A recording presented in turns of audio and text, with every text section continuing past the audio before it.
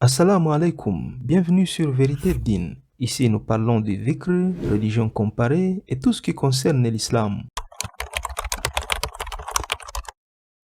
Quelqu'un a posé la question suivante.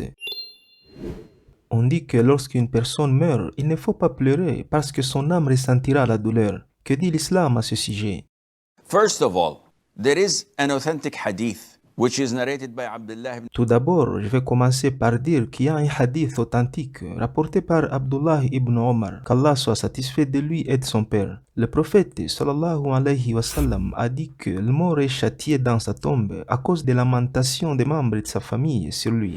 Ce hadith est authentique et sans aucun doute, mais cette question a provoqué une controverse parmi les savants. Notre mère Aïcha, qu'Allah l'agrée, a dit « Non, ils ont mal interprété le hadith ». Parce que Allah dit dans le Coran que personne ne portera le fardeau de l'autre. Comment alors se fait-il que le mort soit châtié alors qu'il ne s'agit pas d'un acte qu'il a commis? Ainsi, les savants ont apporté un certain nombre d'interprétations. Premièrement, ils ont dit que le défunt est châtié si avant de mourir, il a recommandé à sa famille de pleurer et de se lamenter sur lui. Deuxièmement, il est châtié s'il appartenait à une culture où les gens pleurent et se lamentent pour leur mort, mais il n'a jamais dit à sa famille de ne pas le faire pour lui s'il meurt. Mais toutes ces deux interprétations semblent être faibles, selon le grand savant Ibn Taymiyyah, qu'Allah lui fasse miséricorde. Il dit le châtiment évoqué dans ces hadiths n'est pas le châtiment du feu, mais simplement quelque chose qui attriste le défunt. Il se sent triste et mal à l'aise dans sa tombe lorsque les membres de sa famille pleurent et se lamentent sur lui, mais il n'est pas châtié. Et le cheikh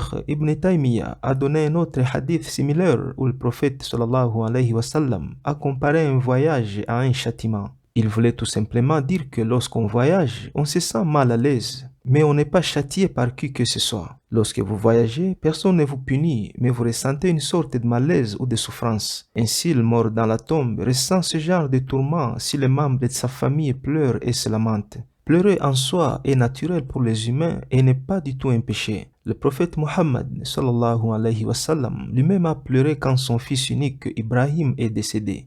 Il a dit, les yeux pleurent et le cœur est attristé, mais nous ne disons rien sauf ce qui plaît à Allah. Et par Allah nous sommes attristés que tu nous aies quittés, ô Ibrahim.